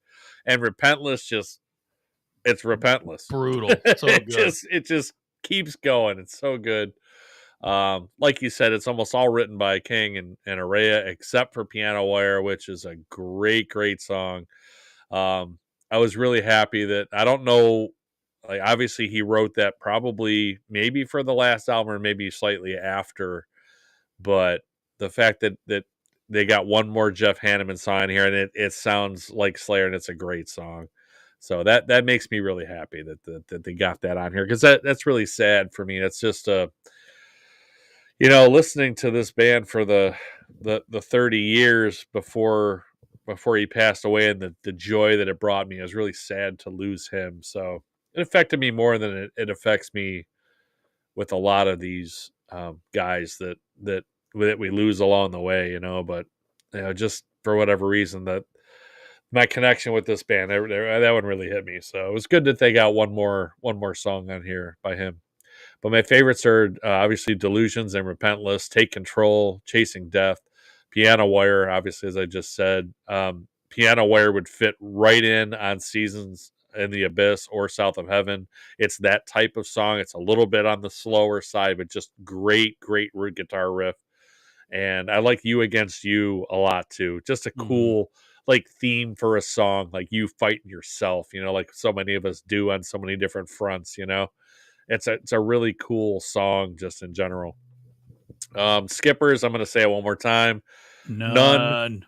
I made it through the entire catalog without a skipper. Probably the only time it'll happen. But credit where it's due. It's not my doing. That's Slayer's doing, right? Like, they've experimented but never got too far off of what they do. Sure, some songs are better. Some are way better than others, but they all sound like Slayer, and all are good to some level if you like Slayer. So I have this as a B. I have this tied in the killer bees, the trinity of bees, you might want to call it. Hell Awaits, Repentless, and God Hates Us All. I have them all as a B. I had a hell of a time trying to rank which one where. I told you I ranked Hell Awaits above the other two, more so because that was my first mind-blowing experience with Slayer. Sure. This one I have at 7, right behind that one. So it's a really solid Slayer album to end it all, beginning to end, super solid. Just fantastic stuff. So it's just a good solid B. Like I said, number 7 for me. All right. That's the catalog, partner. We made That's it. Give us your overall. Go from bottom to top on this one. All right, we'll go bottom to top. So number 11 for me was bottoms up. Divine Intervention. Really the only album I was not really a fan of. But it's still Slayer. It's still not terrible. Number 10, Show No Mercy. Number 9, Hell Awaits. Number 8, World Painted Blood, No Sanctuary. Number 7, Diabolus in Musica. Number 6, Repentless. Number 5, God Hates Us All. Number 4, Christ Illusion. Number 3, South of Heaven. Number 2, Raining Blood. Number 1, Close Your Eyes, Look Deep in Your Soul, Step Outside Yourself and Let Your Mind Go. Frozen Eyes, Stare Deep in Your Mind as you die. Awesome. Seasons in the Abyss, number 1. Awesome stuff, man. Love it. All right. See, that's why you go to 11 to 1 right there. That's the way you do it. Nice job, brother. Just amazing. What are your 11? 11 to 1. Bottoms up. Divine Intervention, number 11, just like you. Christ Illusion, didn't like that one as much as you did, but that's where we kind of differed between that one and what was the other one? World Painted Blood. And then 9, Show No Mercy. 8, God Hates Us All. 7, Repentless. 6, Hell Awaits. So 6, 7, and 8. Those are my 3 that I really had a hard time deciding what to rank where. 5, Diabolus and Musica. I really like that one a lot, as we both did, even though it didn't really seem like anybody else did. Yeah. 4, World Painted Blood. 3, South of Heaven. 2, Rain and Blood. And 1, Seasons in the Abyss. Awesome. Like you. So great stuff. This was an absolute pleasure to go through this catalog. I'm not sure I'll have this much fun. I'll tell you, I really don't like when bands retire and then come back. I've said it before a few times on this podcast. I'm going to say it again. Actually, we just heard another one. Foreigner went on their 2-year goodbye tour, and now I see here's dates Foreigner with Lou Gramm in Latin America. I'm like, are you kidding me? Another one. They just can't go away. Right. This is one. I still don't like it. Because I feel like it's a money grab where they're like, we're done. This is our last tour. Buy all of our stuff. And then we're going to come back anyway. Right. Come see this. This is the last time you'll see us. Come spend all this money on this concert. They make it more expensive than the last ones. But if ever there's a band that I thought still had more to give and I still wanted to see more often, it's probably Slayer. So this one I have probably the least problem with doing that. But yeah, that really still bothers me. But anyway, not enough to where I really ding them too much for that, because I still love Slayer and they still sound amazing. As you know, I don't think I've seen them since the Agora show I saw. I was really sick too. it was the last time they came here to Cleveland, I think. Yeah. They played at the Agora. I want to say it was 2019, 2018. It was kind of still for Repentless, but it was their last tour. And I did go see that, and it was fantastic. I felt like crap. I made it for as long of Slayer as I could. I did not make it for the whole concert. I think I got my buddy sick too. I went by myself, and I met him and his buddy there, and I stood with them, which I probably shouldn't have. That was probably dumb, but I apologize for that, Rob. But yeah, it was. I had a fever, but I had to go. I had to. Now, normally, I'd have been like, let me try to sell this, but it's the last time I was going to get to see Slayer, so I had to go. I went. I felt like crap. I stood there and I watched it. I still had a good time, and it was fantastic, man. The crowd was so into it. It was at the Agora, which it's not often you get to see a band in a small. I can't believe you weren't at that one, to be honest. I know. As much as you were into Slayer and you got it, I cannot believe you weren't at that show. But yeah, fantastic. So I think this is the last time I saw him, though. I haven't seen him at any of the festivals. I know they're doing the festival thing now, but I would definitely go see him. If they came to the Agora, as much as I just complained about bands retiring and coming back, if they went on a tour and came to the Agora, like I just went and saw Kerry King Friday night at the House of Blues, I'd be there. Right. I don't care if it's $75, whatever, I'd go. I'd be there, and I wouldn't complain a second about it because it would be fantastic. And that show was fantastic as well. It was just, they're so good, so good. All right, I think that's about all I got, man. I don't think I can compliment Slayer any more than I have on this episode. They're amazing. Yeah, like I said, really close for me, in my life. So good stuff. I think we drained Slayer for all that they had left. So, I think that's all I got left. Yeah. For sure. Well, good stuff, man. Don't worry, because next week, get your nerd glasses on and get your whatever. We got to get our spirals and our math stuff going. Next week, we're going to delve into the mighty Tool. So get your spirals. Yeah. Get your that's good stuff. I was sitting here trying to think. I'm like, who are we doing? Like I honestly couldn't even remember. I'm like, wait, who are we doing? Yeah. Oh man. So I guess Tool I was just I was so focused into Slayer, like nothing else mattered. Like I remember Fiddleman, kind of in shadow from the last podcast, but because I was so focused on Slayer for this one that everything else just kind of went away. But Tool will be fun too, though. Yeah, Tool will be fun. I really like Tool as well. So dive into those records. Yep, absolutely. Yeah, get your slide rule, John. Exactly. Nice. You got to work upon your math formulas and theorems. I can't remember the lateralis. We'll talk about it.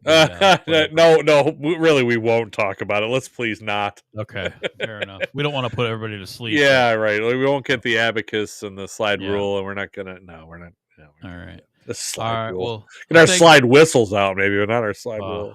Jeez Louise. All right. Well, I want to thank John Novak for listening again. Yes, thank you again, John. You're the best. Thanks for hanging out with us. Had a lot of fun. Yep. And again, we will see you next week for Slayer. Until then, have a good night, and we'll see you in the next one. Rock on! Looks like you've been missing a lot of work lately. I wouldn't say I've been missing it, Bob. What would you say you do here? God damn it. Bob, we love playing here tonight. My brother's ready. It helps if you think of it as a game, Bob. Every game has a winner and a loser. You must possess strength to inflict pain, Bob.